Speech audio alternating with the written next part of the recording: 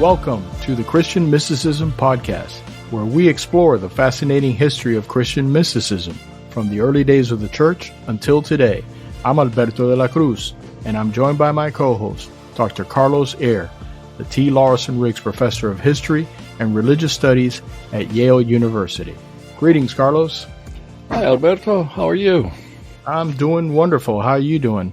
I'm doing fine, too. And today was the very first, really nice spring day. So it's beautiful. We've been having some wonderful weather down here in Miami as well. Yes, 365 days a year. Well, it does get pretty hot in the summer. Oh, I know.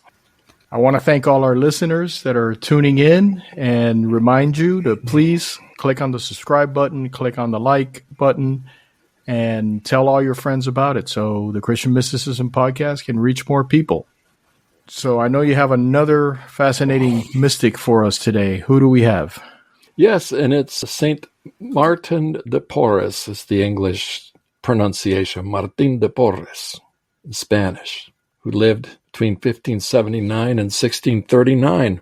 And he is one of the most amazing of mystics because he exhibited all the external signs of being a mystic, some of them quite extreme, but he was not learned. As a matter of fact, he received very little education, and he didn't leave texts behind. So all we know about him is the testimonies we have from those who lived with him, who, of course, made sure to document the marvelous things that he did and the marvelous things that he accomplished. But he's a perfect example of the number of mystics who have existed throughout Christian history that we don't know about. In his case, we know about him because circumstances were such that people paid attention to him and what was happening. But there are so many others like him, especially unlearned, perhaps even illiterate mystics.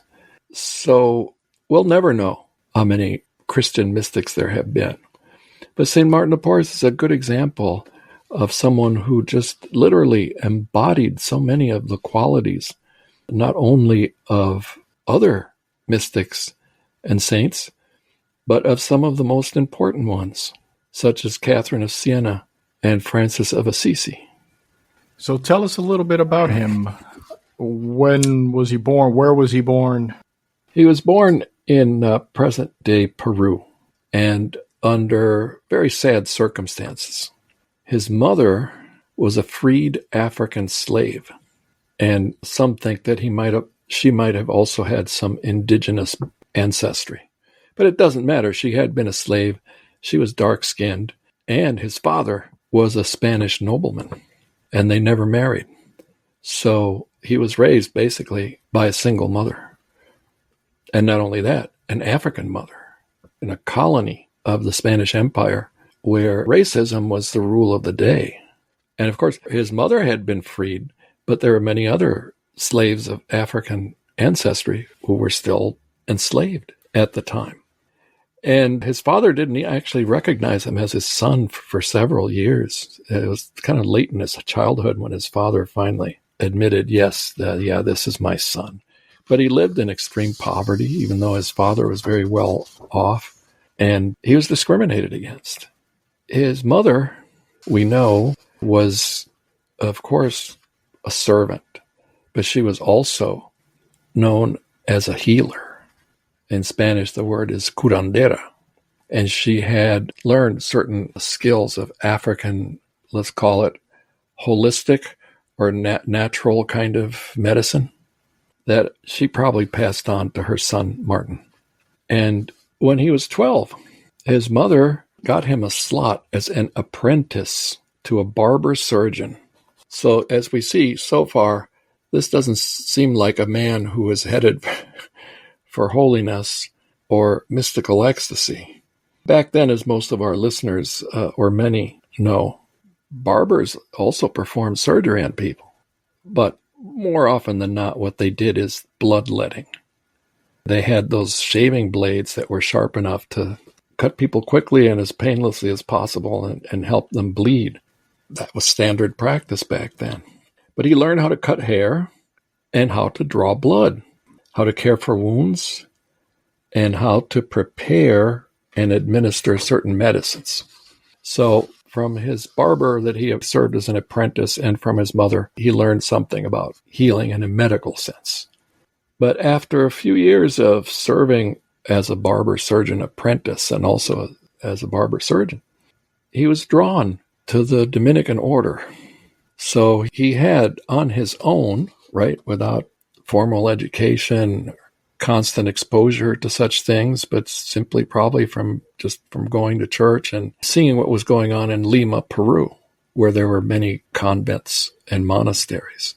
He applied to the Dominican order. He wanted to live with them and to be a lay helper. Now, what's going on here? Why just a lay helper? Well, factor in the racism and the discrimination.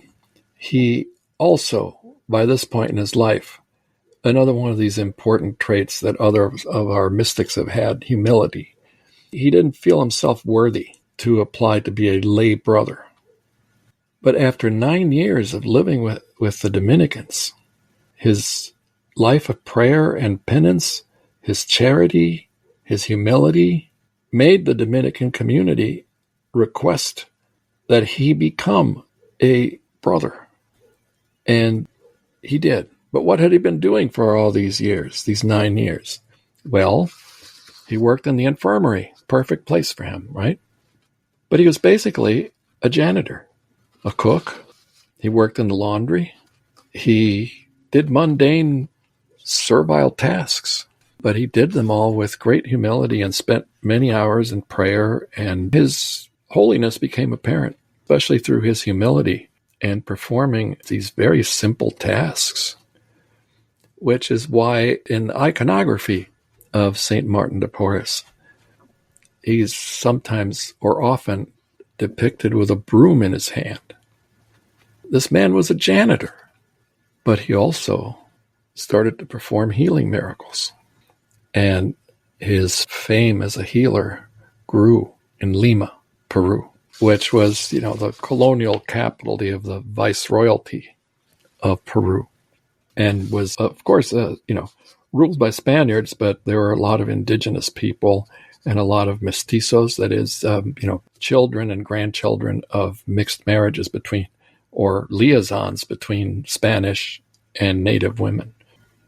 And there are so many stories about him, how he spent his nights praying, and he spends his days nursing the sick, caring for the poor, and how he treated everyone, regardless of their color, race, or status, with the same amount of care, and being very obviously conscious of their personal dignity. And later on, he would become a really good fundraiser. This is, I think, verges on funny, like humorous, right? Here's this miracle worker. Yes, when he asks for funds, people give. So he ended up founding an orphanage. And he also took care of slaves brought from Africa. He also managed the alms, or the charity collected by his priory. And it is said of him that he was the man to go for whenever anyone needed anything: blankets, shirts, candles, candy, and miracles or prayers. Martin was the man to go to. And how's this for extreme? This actually harks back to the very early church. We read about this in some of the earliest Christian texts. His priory fell into debt, and they needed money desperately. He offered to sell himself as a slave and to have the proceeds of the sale go to his priory. So truly remarkable in that respect. But, there was a rule in the Spanish Empire in America that people of native descent or African descent could not be ordained priests. Now, how's that for a sad situation? So he never became a priest? No, he was never ordained. No, he couldn't have been because of his skin color and his ancestry. He remained a tertiary, a member of the third order of the Dominicans. So basically a lay brother. But he wore the habit. He wore the Dominican habit, and he lived in the priory and kept performing all these humble tasks for the rest of his life. It's not like they moved him upstairs to the corner office. He loved doing what he did. He loved working in the kitchen. He loved sweeping. He loved doing all these humble tasks. And yeah, there's a story about him. One story in particular that has always amazed me is that, he would, of course, walk the streets of Lima and find poor people and try to take care of them. And at one point, he brought so many sick and needy people to the priory that they couldn't take anymore. And he had a sister who had a house or a place that was large enough to take some of the overflow from the priory of needy people. But one time he brought someone to the priory who was covered in all sorts of ulcers. He had some kind of skin disease, right? And there's always great fear of that back in this time period. People don't want to catch skin diseases because they usually didn't have cures for such things. But he brought him in and put him in his bed, his own bed, gave him his bed. And the prior did not like that. And the prior criticized him for this, actually, chastised him for doing this. And he said something like this to the prior: "I am sorry. I'm sorry. I'll take him back outside. But I was not aware of the fact that my vow of obedience overrode my vow to be charitable." Oh, and that made the prior, according to the story as it's told, right? Oh, the prior learned his lesson that day from the holy, humble man, Martin. So what kind of mystic was he? He had a life full of ecstasies and miracles. What kind of ecstasies? The kinds that we've encountered in some of the previous mystics that we've talked about.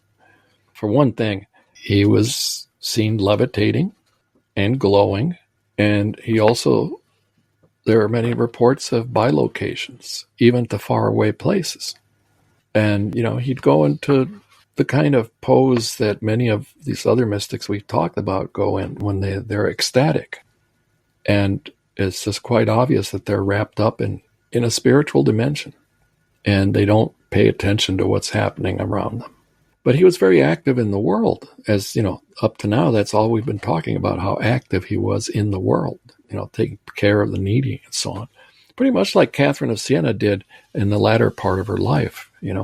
First part of Catherine's life, she was devoted entirely to prayer. But then at one point after her mystical marriage to Christ, she devotes herself to the world, to serving the world. And of course, Catherine of Siena was Dominican too. So I'm sure Martin knew about Catherine of Siena, even if he couldn't read Raymond of Capua's Life of Catherine. He must have been aware of Catherine. But the reports of his bilocations especially are extreme. He's among the more extreme bilocators that I've run across, because short distances and long distances, it didn't matter. Even within his priory or monastery, he sometimes just simply appeared in a room, even though the door was locked. There are many reports of this happening. But there is one report of a bilocation of a man who ran into him on the street in Lima and thanked him profusely for having freed him. He was a captive of pirates in North Africa and, basically a hostage who could be redeemed for money. But anyway, he thanked Martin profusely in Lima for having shown up in North Africa, help him escape his captivity. And there's also another similar story about someone in Mexico City, which is pretty far from Lima, who was helped by him. And, these stories dovetail or fit with stories of other bilocators from his time period, early 17th century. It's something that is rare. Yes, it's rare, but relatively common to run into in the lives of these holy people from this time period. And then healings right and left. And sometimes people reported that all he had done is give them a glass of water. and they were made fine. He also healed a bishop who was at that time in the priory and got sick in the priory. And the story is one of these charming stories. The bishop, of course, knew that Martin was a healer, so he asked for Martin. And out of obedience, he went without any of his medical stuff. He just went over to the bishop. And the bishop commanded Martin to touch him. And Martin replied, "Why do you want a lay brother to touch you?" You know, hierarchy was very important in this time period. And yeah, a lay brother should not be touching a bishop. So the bishop says, "Didn't your superior order you to do whatever I asked?" "Yes, your excellency," answered Martin, and he stretched out his hand, and the bishop then took hold of his hand, placed it on his side where he was experiencing tremendous pain, and then the pain started to go away. So Martin pulled back his hand, but instead of letting him go, the bishop took his hand again more tightly and pressed it more firmly against the side. And of course, the end of the story, the bishop is healed completely. So that story got a lot of attention, but he healed people that we don't know their names. We don't know who they were. And well, once again, I'll say it because it's important to keep this in mind. This man held one of the lowest positions possible in his priory, his monastery. And yet he was known all over Lima. He was known outside of Lima, which tells us a lot about the way in which these stories about holy people circulated in the Spanish Empire. People knew about him in Spain. In this time period, it takes months for news to make it from the South American colonies back to Spain, and so on, vice versa. News traveled very slowly, but he became very, very well known. And he died fairly young, but in those days, that was not uncommon. He died just before turning 60. He died in 1639. And everyone recognized him as a living saint. And they buried him in the same normal way that all other Dominicans were buried. But when they went to examine his corpse years later, it was incorrupt. That's another one of his, miraculous signs of, these physical phenomena of mysticism that, like Saint Teresa of Avila and many other mystics, his body just would not decompose. You mentioned earlier he was a lot like St. Catherine of Siena, working with the sick. You also said at the beginning that he was a lot like St. Francis of Assisi. In what way? Oh, yeah. Well, the simplicity, the poverty, the humility, extreme, much like St. Francis. The self-deprecating humility. He called himself a mulatto dog, which is an insult that early in his life people had hurled at him. Or he also referred to himself as a poor slave. And just like Francis had married Lady Poverty, he had embraced his slavery and his low status in society. But more than that, he was a nature mystic. He apparently had this ability to communicate with animals. And we hear stories about this with St. Francis, too. St. Francis preaching to the birds, St. Francis and the Wolf of Gubbio, where he makes a pact with the wolf. To remind our listeners, or in case they have not heard the podcast on Francis of Assisi, there was a wolf in the town of Gubbio in Italy that was, killing livestock and humans. So Francis comes and talks to the wolf, makes a pact with him. He says, "Listen, you got to stop this. Stop killing the livestock. Stop killing people. Let's make a pact. These good people will feed you. Now stop killing." And that's what happened with the wolf of Gubbio. In St. Martin's case, it's not a wolf, but various creatures that he seemed to have completely under his control, especially the mice who infested his priory at one point. It's just the place was overrun with mice. So this makes me think that he also knew stories about St. Francis, because he makes a deal or a pact with the mice. He says, "Okay, now you go out there to this corner of our property and stay there, and we'll come and feed you. Stay out of the priory. Never come back in here. And supposedly, that's a story. That's what happened. He commanded the mice to stay outside, and they stayed outside. So in addition to being depicted with a broom in his hand, sometimes you'll see a little mouse at his feet, which is a reference to the fact that he was in touch with nature.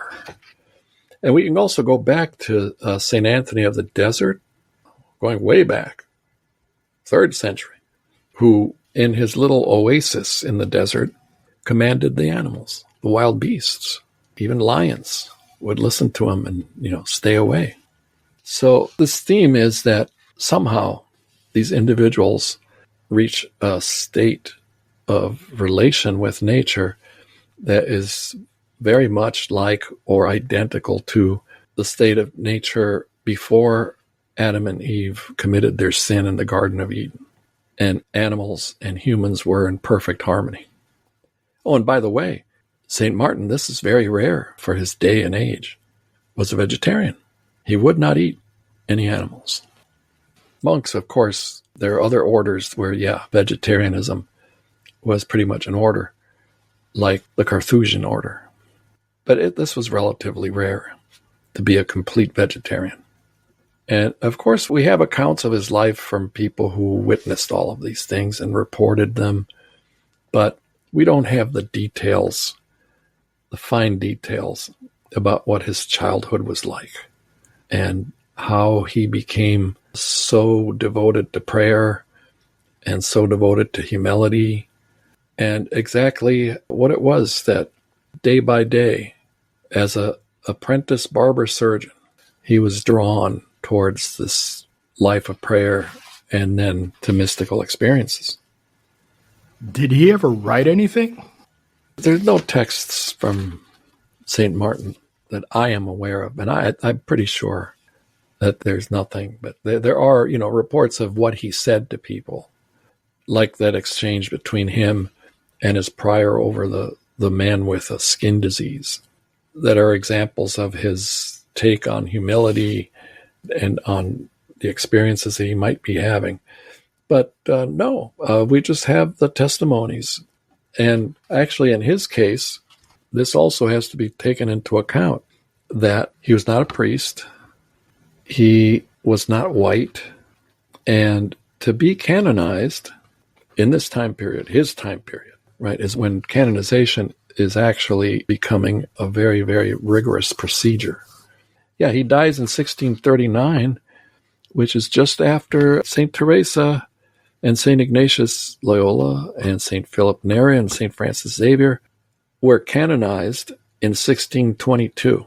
And they were the first to go through this very rigorous process. And it takes great commitment from a religious order to, put forward one of their own for canonization.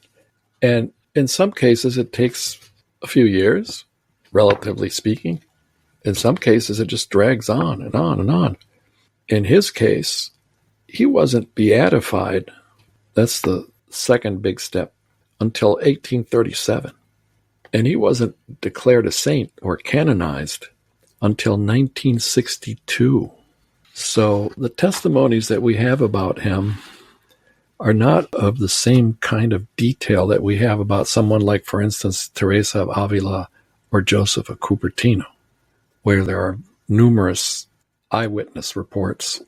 When the inquest is being carried out, these people gave great details in their testimonies about the life of this person, the miracles, their ecstasies, and so on. We don't have the same level of rich detail for Martin de Porres. Yet, I think it's instructive that, and remarkable, that despite all of the strikes against him, given the wider culture in which he lived, in which darker-skinned people were considered inferior to white Europeans, it's remarkable that he, through the centuries, that knowledge of him and devotion to him by people who learned of him carried him through all the way to 1962 to be canonized by Pope John the 23rd. I was going to say, for someone who is dark-skinned, not white, not allowed to be a priest, didn't write anything. I assume he had no hagiographers. Oh, there were. Yeah, there were. I make this distinction, and I've become more aware of the significance of this distinction since my book, They Flew, has came out. Some reviewers have said that I pay too much attention to testimonies that can't be true. But there is a distinction to be made between hagiographers, whose purpose is to write the life of a saint and detail how they were a saint, who may do research asking people for testimonies.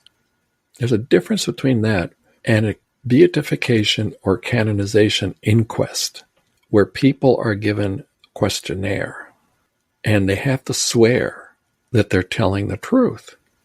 And in these cases, in these inquests, these formal inquests, imagine lying is a mortal sin that can land someone in hell forever. And if they're believers, the chance of them lying or making things up becomes a little more improbable, especially if we're talking about testimonies from monks, nuns, priests, and devout lay people. So hagiographies carry, it's kind of a lighter weight in terms of their believability than these testimonies of beatification and canonization inquests, because people are swearing that, yes, they are telling the truth. I think the point I was trying to make is for someone like him, and I guess I was wrong, he did have a hagiographer who had all these strikes against him, yet people continued talking about him to the point where he was canonized 300 years later. And you have to wonder how much of an impression this man made with his contemporaries.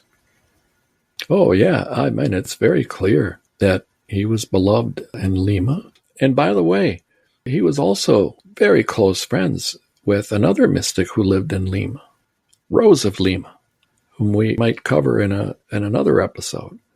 These two saints who both had very, very similar types of mystical experiences, but were not, quote unquote, learned. They lived in the same city and were friends with each other. And he acquired the same kind of following as Rose of Lima and as any of the other, let's call them European saints that any Spanish culture would have, which is remarkable. I should add, though, that race did play a part in the slowness of his canonization. But there are many, many European saints who also had to wait centuries to be canonized. And sometimes the canonizations happen almost suddenly. Here's an example. Joan of Arc took centuries. St. Thomas More, who resisted King Henry VIII, took centuries. Both of those had some kind of national and political significance to their cases. And one can say that Martin de Porres, being canonized in 1962, post-war period, where Europeans are shedding their colonies right and left.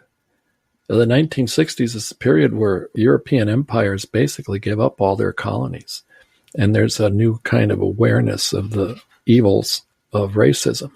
So it's not surprising that it was 1962, because that change in attitude also made a difference. Which leads us to another point, which is, how many saints are there really? We don't know. There are people who live in a little hamlet or village who may be very, very holy and live very saintly lives that nobody ever hears of and never ever get promoted for canonization. So once again, there's a lot hidden from view when it comes to spiritual people, holy people, saintly people, mystics, that we only get to see or recognize a relatively small number. With all the miracles he did, the bilocations, the glowing, the levitations, did that news ever get back to the Pope, to the Vatican? Was there any questioning or? Oh, there always is. Yeah. And in his case, like all others, one also has to keep in mind that in his time period, 17th century, there are so many reports flowing in. And religious orders are actually the ones that do most of the reporting, right? Send information to Rome to get the process going through the proper channels and so on and so forth. Yeah, there's all of this information flowing in. But this is also the very same time period where the standards for admitting or proving that any of this was true become more stringent. So for every case that makes it forward, I don't have the statistics, but there's a huge number of cases that never take a step forward. And I'm not sure how the reporting was done to the Pope by the commission that was in charge of canonizations, like how much information does he get? That I don't know, because, it's pretty much like asking of any Pope, how much do they know of what's going on in the entire church, or the leader of any nation? How many details do they ever not hear? Because they depend on others to pass on this information to them. So there are popes, such as John Paul II, who was very, very interested in moving canonization cases forward, especially more contemporary saints, closer to us in time period, closer to his lifetime, who would be exemplary in a very special way. And sometimes he canonized hundreds of people at the same time, martyrs. Groups of martyrs who were all slaughtered around the same time in certain countries where Catholics were under persecution. And he would canonize hundreds at the same time. So I think John Paul II broke some kind of record for recognizing saints and canonizing them in large groups, as well as, individuals. Taking into consideration his skin color and all the things that he did that caught attention with the public, did he ever have any run-ins with the local authorities? No, not that I know of. A lot of the literature on him is not, let's call it, scholarly literature. It's more devotional literature. And I haven't read all of it. So there might be some details I don't know. But no, unlike Joseph of Cupertino, Teresa of Avila, and Ignatius Loyola, who ended up facing the Inquisition, Martin de Porres, I think the simplicity of his life was such, and the fact that he didn't, how should I put this? It was so obvious he was not trying to attract attention to a specific method of prayer or anything of the sort, such as, St. Ignatius Loyola with his spiritual exercises, or St. Teresa of Avila with silent prayer, and St. Joseph of Cupertino with his extreme levitations. There is a similarity between Joseph of Cupertino and Martin de Porres, is their simplicity and their lack of learning. And I have found this out over the years about the Spanish church, the Spanish Catholic Church in the colonies. They just simply didn't have enough personnel. It's not like Spain, where the ratio of priests and inquisitors to lay people is relatively high. No, in the New World, you don't have the same kind of vigilance that you do in Spain or Italy or some of the other Catholic countries. As a matter of fact, I just very recently read a book about the church in a remote northwestern corner of colonial Mexico, where there were actually men who had never been ordained, who pretended to be priests and served as priests for years, which means that none of the sacraments that they dispensed to the faithful were legitimate. And the Inquisition found out about this because there was a branch of the Inquisition in Mexico, and it was messy. It took years in some cases to unmask these fraudulent priests. And actually, one chapter in the book has a beautiful title, but I can't repeat the title because it has an expletive or bad word about what one of these fake priests said about the Inquisition. He said, blank the Inquisition. I don't give a damn. So Lima was not like this area in northwest Mexico.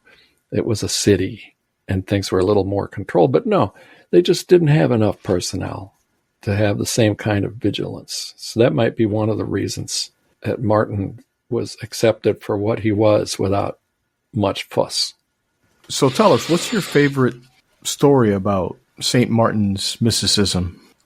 I think it would have to be, as with St. Francis, my favorite St. Francis story is the Wolf of Gubbio story, which many scholars say, oh, that can't be true. That didn't happen. It doesn't appear until, 100 years after his death. But I say it's quite probable that there was an oral tradition of the story that was passed on among Franciscans and didn't get written down for a century. But I am just so captivated by the idea of this kind of humility and moral simplicity that allows Martin and Francis to deal with nature humanely, which, raises all sorts of questions because, what's the natural order? The natural order, of course, is that animals don't follow human rules. But in a way, what Martin is doing with the mice is he's humanizing. He's making them obedient. Plus, he is also, at the very same time, practicing a sort of charity, right? He's feeding them in the way that in our culture, people feed birds. They feed other creatures to wild creatures. And some people spend an inordinate amount of money feeding birds, and even more inordinate amount of money keeping pets at home. What do we do with pets? We humanize them. But in the case of Martin with the mice, and St. Francis with the wolf, and St. Anthony of the Desert with lions, they have fixed the problem that St. Paul talks about in one of his epistles. That, all of nature is waiting for the final salvation, final redemption. And the promise made in the Old Testament, the lion shall lie down with the lamb, right? That predation, the consumption of flesh and blood beings, human and animal, will stop. That there will be a kinder, much kinder way of life in the world to come. So that's why I like that story. I also like all the accounts we have of him being humble, despite the obvious attention that someone like him was getting in Lima for his ability to heal people. And I have another story. This has nothing to do with Martin de Porres himself, but it's a personal story. It involves my brother because, as I think I've said before, he and I came to the U.S. without our parents. And we were shuttled back and forth several foster homes. The one foster home we ended up in Miami, which was very nasty because half the kids had already been in trouble with the law. A couple of them had already served juvenile prison sentences, and they were gang members, and it was terrible. And this was just about 3 or 4 blocks from the old Orange Bowl, which even back then was a bad neighborhood. And my brother was walking around, and he sees this holy card laying on the sidewalk or the grass. I can't remember which. And he picks it up. And it was a holy card for St. Martin de Porres. And it had a very beautiful prayer on the back, which I can't remember. But it really helped my brother a lot. Helped me too, but at that time I was 3 years younger, so I wasn't as traumatized by the home for juvenile delinquents as he was. So it helped him more than it helped me. And he kept it for years and years and years. And he stopped being religious. He dropped the church. He got to a point where he didn't care anymore about St. Martin de Porres. But for a while there, across the centuries, right, St. Martin helped someone who was in a situation similar to his. I've always had a soft spot for Martin de Porres. Well, that's my favorite story, the one you just told. That's amazing. Yeah, because the holy card must have been very recent. We're talking about early 1963. So he was a brand new saint. And it's also that time period is the Second Vatican Council. And a lot of, I've noticed, I just looked it up online today, there are a lot of Catholic churches in the United States named after St. Martin de Porres. And we have one here in New Haven. So he continues to impress people. Well, I would say it's nothing short of miraculous that someone so humble, who suffered discrimination, who never made it to the priesthood, made such an impression not only on his contemporaries, but centuries into the future, to the point of, I would consider it a miracle, being there on the floor in front of your brother when he needed it most. Yeah. I think that's probably my first encounter with something that I thought could be a miracle. It was strange. Definitely was. Well, over the years, I've become less and less trusting of coincidences. Yeah, the age does that to you, because you realize, I think, some coincidences are just too much to be coincidences. That's certainly true. Saint Martin de Porres led an incredible life, and probably besides his mysticism and levitations and bilocations and glowing and the miracles he performed and the healings, I think it's safe to say that his humility and his simplicity is really what has carried his legacy throughout all these years. Yes. And sometimes it doesn't matter how many centuries it takes for someone to be recognized as a saint. But there's no doubt about it, from day one, the things that, people were witnessing were considered supernatural. There are many, many other people like him in history. We just don't know how many. Well, we're certainly not going to be able to get to them on the show. No. Not unless some other quote-unquote coincidence happens. And, we run into information not previously available. Well, even though we won't be able to get to all of them, we're going to get to the next one. And who's the next one? Well, I've been thinking for a while that there's one person who is responsible for turning the study of mysticism into a very serious academic subject, as well as a very serious and popular devotional subject. And this is a woman who was a member of the Anglican Church, Evelyn Underhill, who started to write about mysticism and started to awaken the public in the early 20th century to all of these marvelous texts and all these marvelous people who had, of course, in the Church of England, been forgotten or swept under the carpet because they were Catholics, and, well, that's a problem, or was considered. But no, she did quite a bit and wrote quite a bit, too. And she's a fascinating person. And many revere her as a saint. So I think this will bring us, I know we keep going back and forth in time, but I think it's time for us to deal with the question of, how does this subject become significant or gain attention in an increasingly secular, materialistic culture? Well, our listeners will have to tune in on the next episode to find the answer to that. Thanks to all our listeners for tuning in, and until the next time, thank you for listening to the Christian Mysticism Podcast. If you have any questions for Dr. Eyre, you'll find our email address in the show notes. Just send it over and we'll try to answer it in a future episode. And don't forget to click the subscribe button so you don't miss the next episode of the Christian Mysticism Podcast.